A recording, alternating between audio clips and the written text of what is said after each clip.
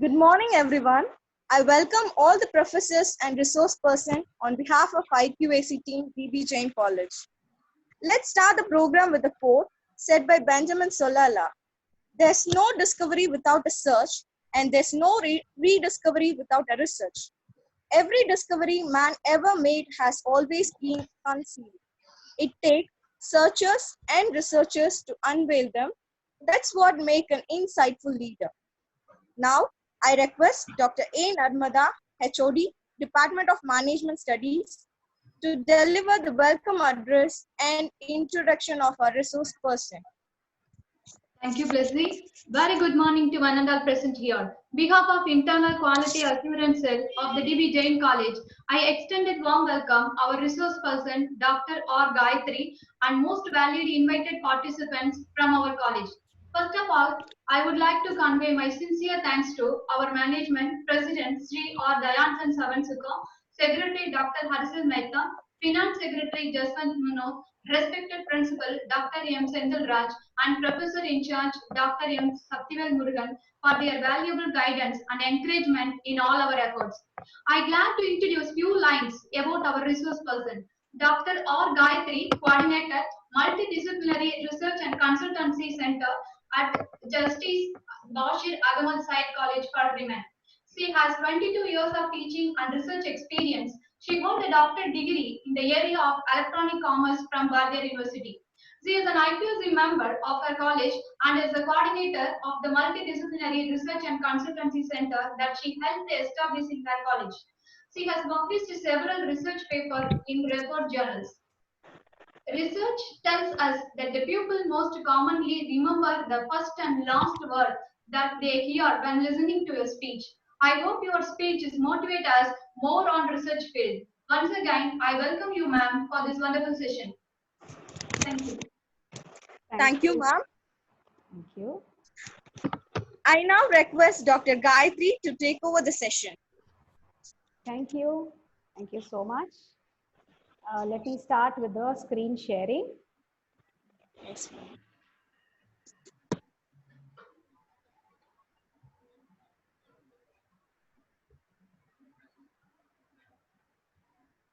Are you able to see the screen? Yes, ma'am, we can.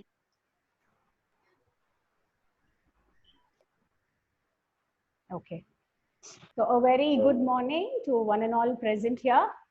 I deem it a privilege to talk at DB Jain because my mentor for my PhD program is Dr. Shaktivel Murugan. He's my guide for my PhD. So there are many days where I have come over to DB Jain for so many things related to my PhD. So it's a matter of pride that I'm back there again amongst all of you all. So the topic for today's research, nuances in publishing research papers, was a topic that I'm not going to speak anything from the book. It is purely experiential. What I have experienced as a research coordinator, I'm going to share with all of you all. This is purely experiential. Now, even before I begin, there's just one thing I want to tell you all.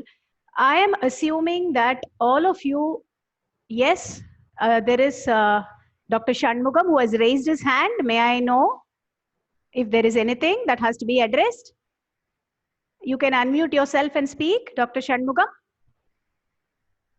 Okay, I believe that's nothing. Or you can even type down if there is anything, please type it down in the chat box and it will be taken care of. Okay. So the one basic thing that I am assuming that all of you know how to publish a research paper. That is, all of you know how to write out a research paper. Okay, that is the basic assumption with which I am proceeding as far as this is concerned. Now let me move on to the slide. Let us look at the scenario. Today, how is the quality of a teacher determined? The quality of a teacher is determined today by the number of research papers that we publish and the projects that we take up, or the awards that we win, or the memberships that we have in prominent forums. I am not aware of areas where the teacher's teaching quality is tested or the results of a teacher are taken into consideration. That happens to be very rare. I think all of you will agree with me. Yes or no? Okay. Now, this being the scenario, we have certain questions in mind. The questions that predominantly come, at least to me, these are the questions that I have in mind.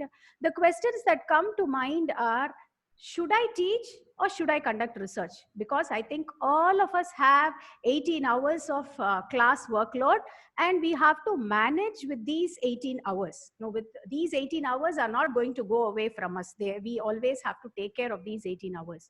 So should I teach or should I conduct research? Given the situation, I do know that nobody is going to take away these 18 hours. So the next question, can I integrate my teaching and research somehow? Well, I feel the science departments are more disposed to this because they have their labs. And I have seen cases where even undergraduate students take up research very zealously, and they have gone to the extent of publishing research papers. So their labs make it possible for them, and even their projects, they can take up small research projects and do it. Now, so is the case with social sciences also. We have a project in the end, in the sixth semester. And so through these 6 semester projects also, a small topic can be taken up and we can try to integrate our teaching with research. And one more big advantage is we are autonomous institutions. So even the final semester skill-based papers can be converted into research, can have a component of research in them. Now, two other questions, couple of questions that we have to address is my research being used anywhere? And am I contributing anything that is useful? So if all this is are the questions that we have, I think the answer is yes. As a teacher, we don't have any choice today with the NAAC setup and so many other accreditation agencies and other things that are testing us. Research has to be conducted. So every teacher should strive to take up research. So having assumed that it has to be taken up, let us take it up happily. Let us embrace research and cherish the work that we are doing. That is the conclusion I would like to come at the end of this slide. Now, to do that, as I already told you, publishing research papers seems to be the easiest of the 4 quality parameters that are today set out for a teacher. So when we publish a paper, again, let me tell you, I am assuming that you already know how to write a paper. The objective here today is surely not how to write a paper, but the other things, I said nuances in Tamil translates to nunukangal. Yes, so I want you to understand all the other things that are involved along with publishing. That is what I want to know. And I would really appreciate if one of you, Narmada, maybe, if you can say if you're hearing me across. Can I proceed? Yes, ma'am. Yeah, it is clear? Okay. So I'm going ahead with the points that I would like to speak to you all. The first point I would like to speak to you all is about predatory journals. What are predatory journals? Any idea what predatory journals are? You can type it out in the chat box. May I please see what idea you all have about predatory journals? Yes? Okay, so I'm not seeing any hands up or nor any questions answered. See, predatory journals are journals that are exploitative in nature. When I say exploitative in nature, they exploit the author. How do they exploit the author? They exploit the author in 2 ways. One, they exploit the work of the author, and because due credit is not given through these journals, and money is also spent by the author. So it's a double whammy for the author. That is what predatory journals are. So how do I know what are predatory journals? I think today in our mailboxes, we have so many of them telling us that I'm a journal publisher, please publish papers in my journal. So they very actively seek research papers from us. So we have to avoid such kind of journals. They are predatory in nature. And second feature, if you have noticed, you submit the research paper today morning, either today evening or the next day morning, you will have a mail saying your paper is accepted for publication. How is it even possible? Which means that it has hardly been peer reviewed. Nobody has looked into the paper. Nobody has asked any questions. So if there are no questions, something is wrong. Either it goes above their board, or they didn't look at it at all. Those are the two assumptions that I come to. And these journals, what I have seen over time is they have very, very misleading titles. In fact, the word of, the, and all is added to a original research journal. So thereby, we get confused, creating confusion. They want to create confusion.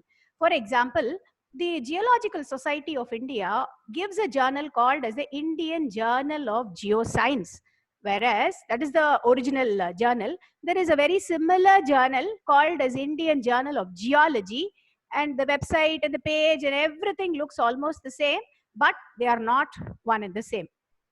And these spurious journals also very frequently publish once in 15 days, once in a month, sometimes even weekly. Even if they are just 4 or 5 articles, they are prepared to publish. And of course, they do charge us a lot.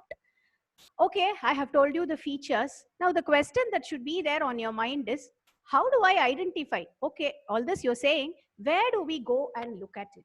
Now I would like to introduce you to something called as the Bales list. Staff members, I am going to go directly to the Bales list. So this might take a minute. I am going to the website itself. Just give me a minute. I'm sharing the Bales list with you all. Yes, are you able to see the Bales list? Narmada? Yes, ma'am. Yes, you're able to see the Bales list. Yes, so you can see this is the Bales list. Bale, what is this Bale? Who is this Bale? What is this Bales list? Jeffrey Bale was a librarian in the University of Colorado, and he felt that so much of publication, scholarly work was getting spoiled by these predatory journals. So he started making out a list. Can you see the list? It goes so long. Alphabetically, he has arranged the whole thing, and you can see it goes on and on and on. There is no end. Ma'am, please bit light. Raise your voice, ma'am. Yeah, I think, am I audible now? I think I have to keep my mic near, nothing else. Okay, Narmada. Is it fine, Narmada? Yes, ma'am. Yes, ma'am. Okay, so you can see that this list goes on and on and on. These are publishers. Now, these are publishers that we are looking at. Look here, publishers. Like the standalone journals are also there. One thing you have to understand is, in 2017, Jeffrey Bale stopped publishing this list. You know why? There was so much pressure on him, and there was so much of intimidating from officials. He had to stop the list because so much money is involved in these predatory journals. Nobody wants to give up whatever they are doing. So this list today still serves as the basis. So if you want to know if your category, if your journal comes under a predatory list, don't hesitate to go into the Bales list and look at what is said there. Now, having told you what and all you should not do, now there is one aspect I would like to introduce of what you should be doing. The Digital Commons page, I'm in that page. Can you see the page? Narmada, again, will you help me please? Are you seeing the page? Yes, ma'am. Yes, the Digital Commons has given you something called as the journal evaluation tool. Now, what is this journal evaluation tool? Say, for example, we have a journal in mind and we want to know whether this journal is good or not, whether we can publish in it or not. If that is the question that we have in mind, the Digital Commons gives us a journal evaluation tool. They give us a rubric. That is, you can assign 3 marks for good, 2 marks for fair, and 1 mark for poor on each of the 16 criterion that are listed on the left-hand side. You can see web search for the journal, the name of the journal. 2 of them have raised their hand. Mr. Shanmugam, please, you can unmute yourself and ask whatever question you have. Dr. Shanmugam keeps raising his hand. Yes, I'm prepared to answer. Or Narmada, can you please check what it is, what he wants?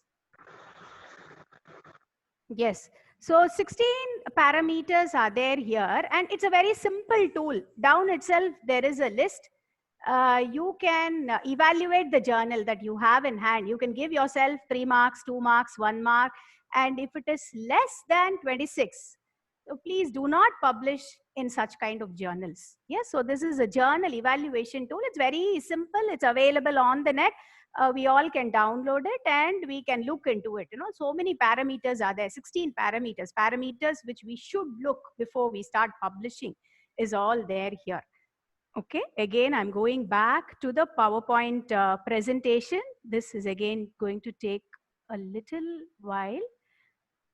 Yes, I'm back at the PowerPoint. Can you see the PowerPoint now? Yeah, Yes, I ma'am. have come back to the Bales list. Yes, I see the PowerPoint now. Yes, so I'm going back to the next point. So the journal evaluation tool. So the first predatory journals I have completed. Do I have any questions at this point before I move on to the next?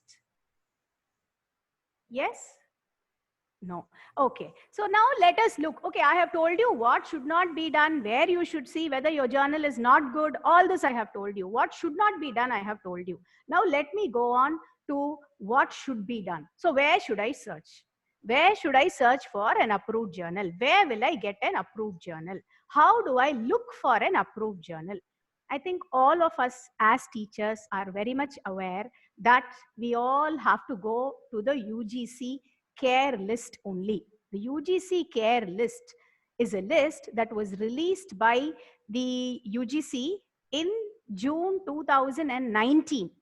So they released this list and they created this with the help of the Savitribai Phule University in Pune. They created what is called as the Consortium for Academic and Research Ethics. The reason why they created this was, you already know, as I have been telling you, there are a lot of predatory journals in the Indian space and original research is not getting published. So they felt that you need to have a good list. Of course, the list had its own issues. The UGC journal list, if you see, they had so much of problems with the list. All that was there. But now I think it has started stabilizing and a new care list. CARE stands for Consortium for Academic and Research Ethics. A list has been released by the UGC. Now again, I'm going to move to the CARE list. I'm going to directly show you how to access the list. I'm going back into the website. I will start sharing. Please let me know.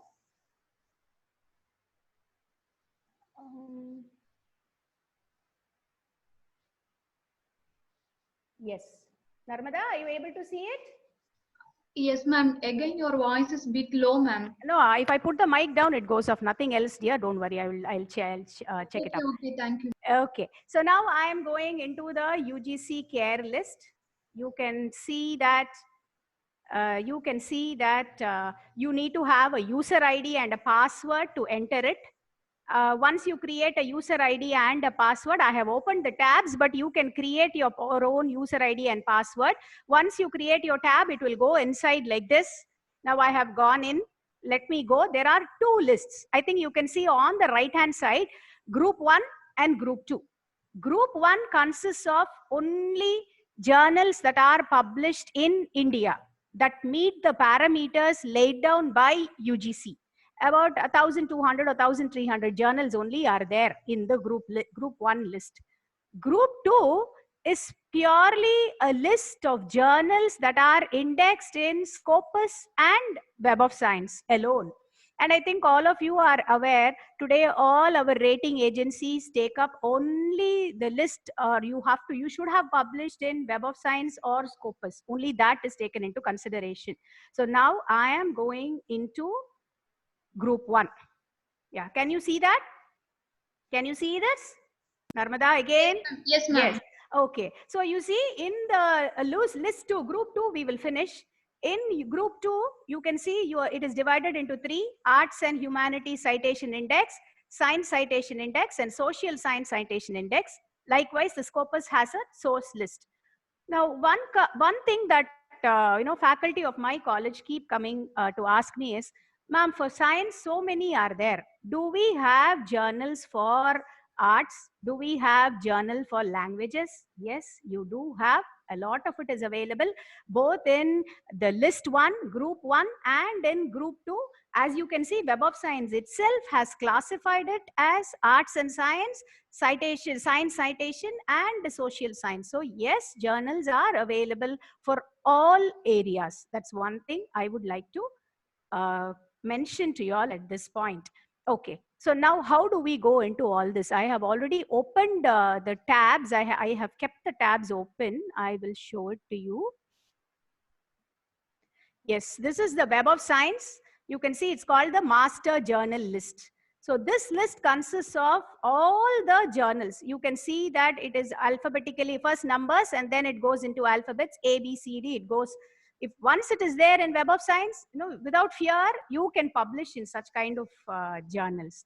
Or if you have a journal in mind, you can type out and see whether the journal is there. So this is how Web of Science works. Now I will go into Scopus. Let us go into Scopus. See, this is Scopus. Faculty members, this is all free. You don't need to have any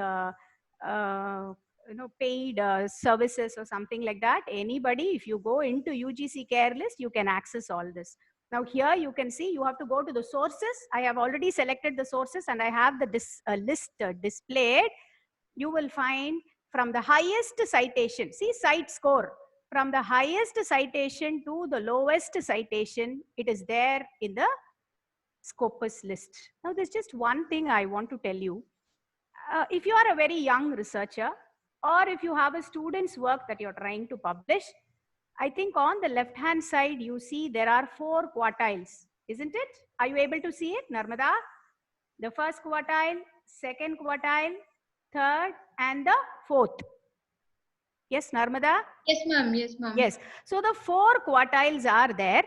And Narmada, if there is any doubt, I am not able to access the chat section. So if there are any doubts, you are very much welcome to intervene me and tell me what the doubts are. I can see 6 or 7.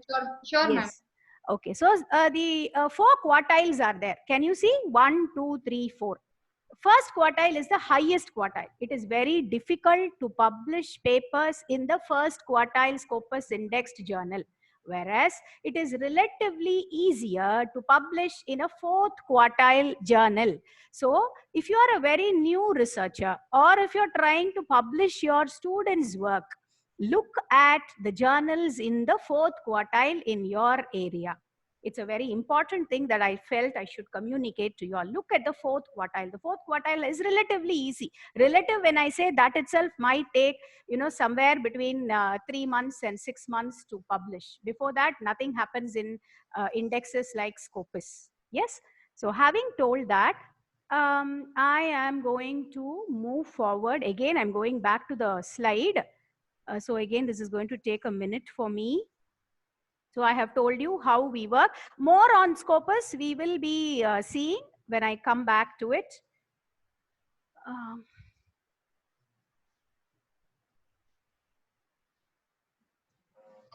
Yes, Narmada, are you again able to see the slide? Yes, ma'am. Yes, I have come back to the UGC care list. So I have mentioned to you all what the sources are. So it is better to pick up a journal in the UGC care list. I wanted to go to the UGC care list and show you. Maybe I will do it. Wait a minute. The first group, second group is what I explained to you all. Let me go to the first group also and tell you all how it has to be done. Because the first group is something that we can afford. We can do it. We can take it up. We can publish. Yes. Are you able to see the screen? The UGC's list screen, list A screen? Yes, ma'am. Yes, group 1 screen. See, if you go click on group 1 search, this is what you have. In sciences, in social sciences, in arts and humanities, in multidisciplinary area, and in Indian languages. So you can choose one of them. So we saw 2 points we have covered. 1, what you should not be doing, what you should be avoiding. You should be avoiding predatory journals, and where you should be looking for journals. You should be looking for journals in the UGC care list. This also has been told. Now I will move on to the next component. Narmada, I have come back again. Are you able to see it? Yes, ma'am. Yes. So now the third point, we have to learn about impact factor. all of us have, as academicians, I think we know what impact factors are. Impact factor is given to you by the total number of articles that have been cited. Now, what do I mean by citation? Somebody giving acknowledgement for my work is called as citation, or somebody giving acknowledgement for your work is called as citation. Say for one paper, if you have received 10 citations, that will be the numerator divided by the total number of articles that have been published. In our case, 1. So that will be your impact factor. The more number of articles, the more number of citations, that will be the numerator divided by the total denominator. And impact factor is given for a journal, not for the individual paper. It is given for the journal. The journal gets an impact factor. So why then should we why should we be looking at the impact factor? You should look at the impact factor because that is the kind of impact. So many people are coming into this journal and referring, So higher the impact factor, better it is. Now, when I say higher the impact factor, there is also another fact that I want to communicate. For example, if you look at the medical field, every day somebody seems to be finding out something new and presenting a paper. So there are so many papers and so many journals that come out from the medical field. So the impact factor in a medical field could be very high as 30 or 40 itself could be very normal. But let us take a field like ocean engineering. Ocean engineering, the number of people who are studying or looking at aspects related to ocean engineering is obviously going to be less. And the journals which publish articles related to ocean engineering is also going to be less. So I hope you understand that impact factor depends upon the area of your study. You cannot say, although UGC gives grades, to decide on journals, you can't say for sure that an impact factor of so much is very good, an impact factor of this is very bad. That can never be said, because if you take an index like Scopus, even with an impact factor of 1.5 or 2, it is considered to be a good journal. So impact factor, you will have to decide. We have to know the impact factor because it is going to have an impact on who sees the paper. So impact factor is important for a journal, and that is another thing that we have to look at before we publish. Now, another thing you have to remember is impact factor is not given in the UGC care list. The UGC care list does not give you impact factors. Who then gives impact factor? That should be the question that that should come across to us. Who gives us impact factor? It so happens that these are the 3 tools that are available and widely accepted. So many tools are available, but the widely accepted tools for computation of impact factor happens to be the JCR, the Journal Citation Report, which is the JCR, and it comes out from the Web of Science. It's a paid site, so all of us can't access it. Institutions, of course, the Madras University has subscribed to it, like institutions like that will be able to access it. SJR is the SCImago journal rank. Scopus, this any of us can access. And SNIP, Source Normalized Impact Factor, given by again Scopus. Now, I think you will understand the difference between the second one and the third one. In fact, the first and the second are for journals. The third one is for a paper. For one's individual paper, it is given. So these are the 3 sources that are accepted world over. Now, you will have to understand here also, like predatory journals, so many of them have started giving impact factors. I am going back again to Google to show you a list of all the journals which are, the impact factors which are not accepted. Just give me a minute. I will start sharing the screen.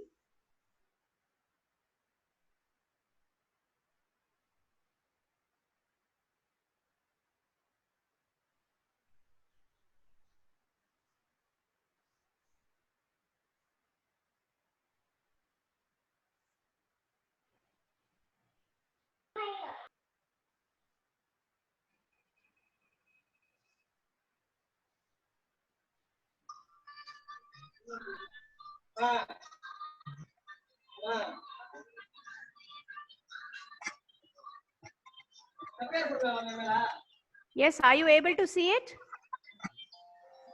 Yes, ma'am. Yes, are you able to see the screen? See, you can see so many of them are giving us impact factors, misleading impact factors. So we better avoid all these impact factors. It is only the three. I think there's somebody making noise. Can you please mute your microphone, please? Whoever it is, Narmada, can you take care of it? If you can find out and mute the person.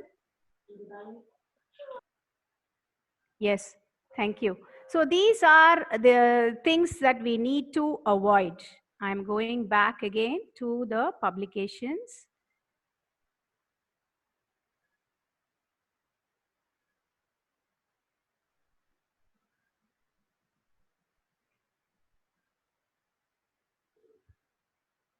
Yes, can you see the new slide again? Narmada? Yes, ma'am. Yes. Okay, so this is the Web of Science screen that gives you the impact factor.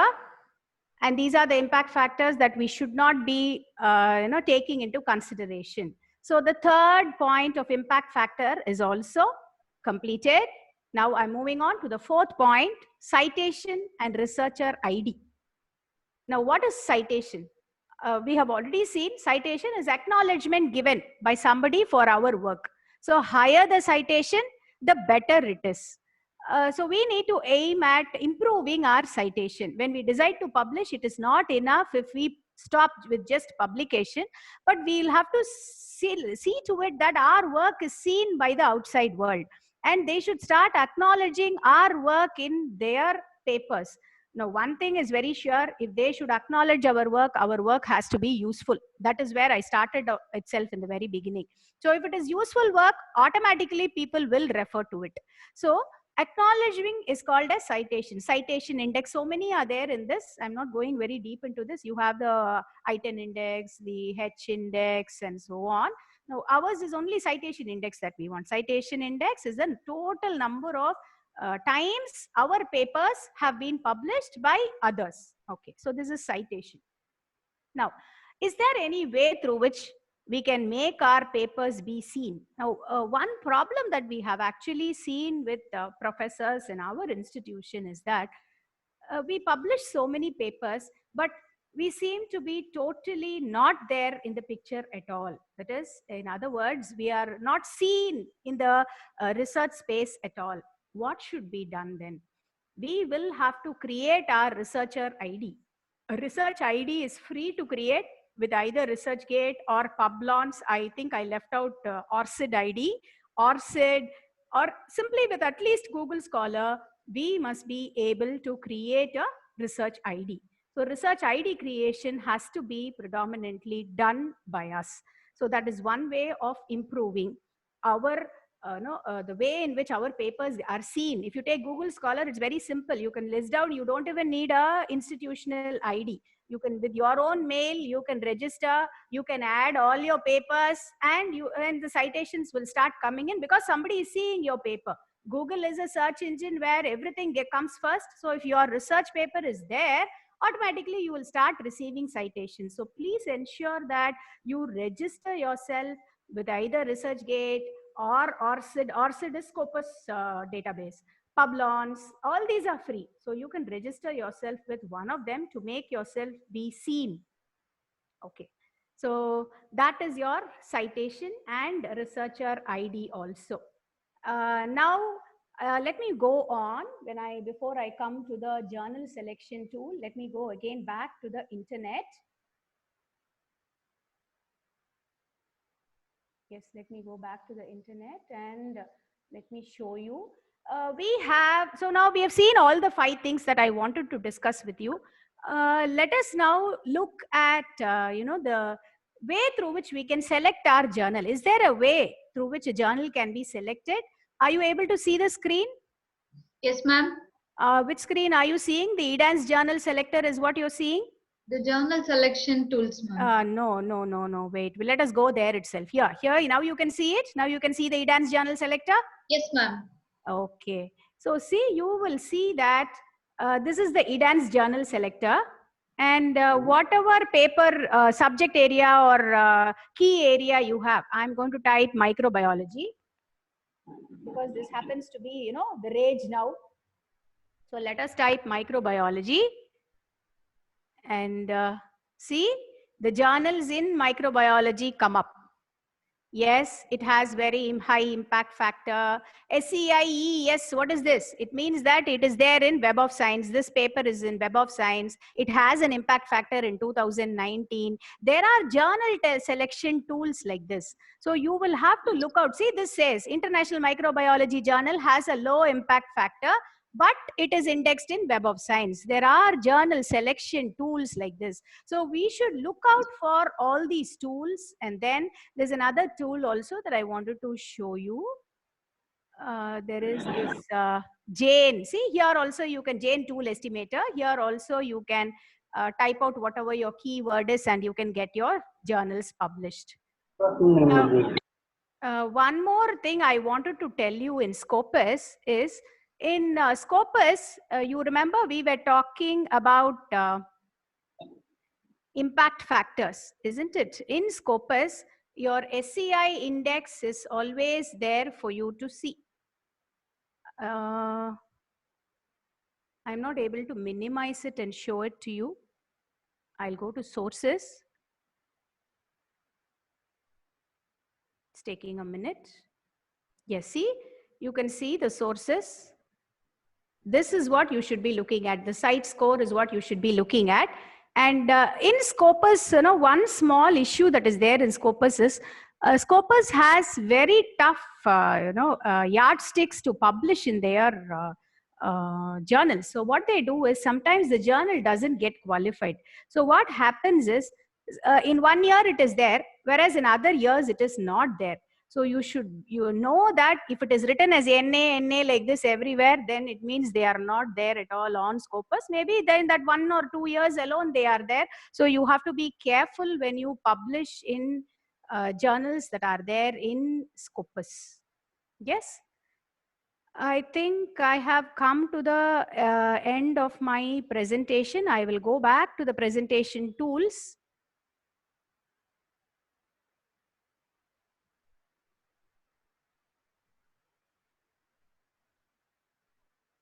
Yes, so those are the journal selection tools, some of the journal selection tools that will help you. This PPT is getting shared. You can take it from Narmada. She will give it out to you. So she will pass it over to you. So I think I have made a justice of the 5 points that I wanted to cover.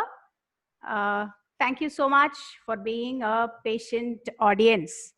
And I am now open for questioning. Are there questions in the chat box? I'm not able to see the chat box actually. I don't know why, but I'm not able to see the chat box.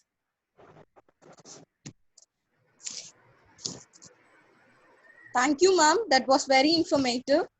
I will stop the share. Yes. Yes, please. Now, yes. Professor V. Nisha, Yes. Department of Computer Science, will read out the participant queries from the chat box. Yeah, sure. Good morning, ma'am. I'm Nisha from Computer Science Department. Your Yes, speech Nisha. inspired us a lot and gain more knowledge about publishing quality research paper. Thank you, ma'am. I Thank start question and answer session with famous Helen Keller quotes. A well-educated mind will always have more questions than answers. On behalf of our participants, I would like to ask few questions picked from the chat window. Yes. First please. question is from our professor in charge, Dr. Shaktivel Murugan sir. Yes. Asked one question: how H index and other citations are calculated? Again, H index, each index uses a different method of calculation. H index takes into consideration the total number of papers that have been published by an individual and the number of citations that have been received so far. Say, for example, my first paper would have received at least 5 citations. Second paper would have received at least 10 citations, and so on. Say, for example, the 5th paper has received at least 5 citations, then 5 is my H index. Different metrics we use. H index is used not only for the individual, it is also used for institutions also. Institutions also are using H index. And we have so many other indices like this. We have I-10 index that gives you the top 10 citations that have been received overall. And many indices are there, but the most important one is the citation analysis index that we normally take for individuals. Sir, I hope I have answered your question. Yes, ma'am. Yes, ma'am. Yes, please. Next question is from Dr. Prakasham. He is currently doing PhD. At the Yes. time of publication, Yes. his journal is in Scopus Index, but Yes. now it is not in Scopus Index. Is he Yes. eligible to submit thesis? Madam, this is a universal problem that we have everywhere. So, Professor Prakasam, one answer I have for you is, at the time when you published, it was there on the list and you must have taken some proof of it. This is what we tell all our research scholars in our college. You need to have taken a proof. You please ensure when you publish, ensure that you go to the UGC list, because the list is very dynamic. Today it is there, tomorrow it is not there. So what you do is, on the date of publication, when you publish, take out a proof that the journal is there on the database, attach it wherever they are asking, you should not have a problem. That is the answer I can give it to him, because it's very impossible to republish it again. It's not possible. Next question is, how frequent they update the Scopus Index to journal list, ma'am? It is done yearly. Once in a year it is done. And all journals whose matrices are met, they have a set of lists, metrics that are met, that should be met. So every year they update it. For example, 2019, till 2019, today if you go into the Scopus list, it will give you only journals that are there in the Scopus list till 2019. For 20 to come, it will take a little longer. That is how they work. Okay, ma'am. Next question is, whether paper published in journal through conference is good or not? Conference proceedings, if you are tying up with the Scopus Index journal, yes. If you are tying up with a Scopus Index or a Web of Science journal and then you are publishing, then those conference proceedings also carry value. But without that, I would recommend you to please avoid. If there are no collaborations, if you as such don't have any collaboration, blindly please do not publish your papers in conference proceedings. Previously we were all doing, even I was part of the group, we all used to go to conferences and publish a lot of paper.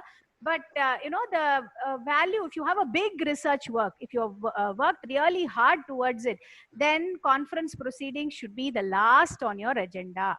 Please look for good journals. Okay, ma'am. Okay, ma'am. Most probably I compiled all the questions from the chat window. Thank you, ma'am. Okay, thank you. Thank you so much. Thank you for answering all the questions patiently, ma'am. Oh, thank you so much. Now I request Professor R. Shalini, Department of Computer Science, to deliver the vote of thanks. Thank you, Blessy. Good afternoon, one and all. It's my honor and privilege to propose vote of thanks on behalf of Internal Quality Assurance Cell and the entire fraternity of DB Jain College. I extend my profound gratitude to our management team members, President Sri Dayachand Savanshukam, Secretary Administration, Dr. Harishal Mehta, Secretary Finance and Academic, Jashwant Munot, for their constant support during tenure of the webinar. My heartfelt thanks to our resource person, Dr. Gayatri, for the impaired technical connotation and elucidation regarding journal citation, journals selector tools in publishing of research papers are very much useful for us, ma'am. The presentation was more insightful and informative one. My sincere thanks to our principal, Sendil Raj, Professor in charge, Dr. Shaktivel Murugan, Head of the Management Department, Dr. Narmada, and IQAC team for their cooperation and guidance in organizing the session. Thanking all the participants for their active and enthusiastic participation in the webinar. Once again, thanking one and all. Thank you, ma'am. Thank you. Thank you so much. Thank you. I also take this opportunity to thank my professor and guide, Dr. Shaktivel Murugan, for all the support that he has extended to me. Thank you. Thank you, ma'am. A feedback link will be shared in the chat box and WhatsApp group. I request all the professors to fill the form. Thank you. Thank you all.